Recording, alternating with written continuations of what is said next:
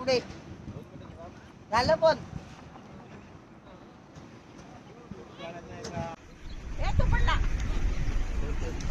भाव नदी संगमेश्वर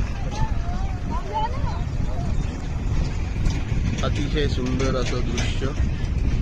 इथे फणस विकायला बसलेले आहेत आणि ही आहेत नारळाची झाडं. आणि ह्या नदीमध्ये मगर सुद्धा असतात आणि मच्छी सुद्धा आहे.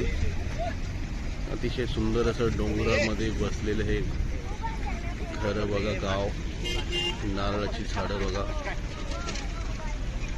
हा आहे गोवा हायवे रोड.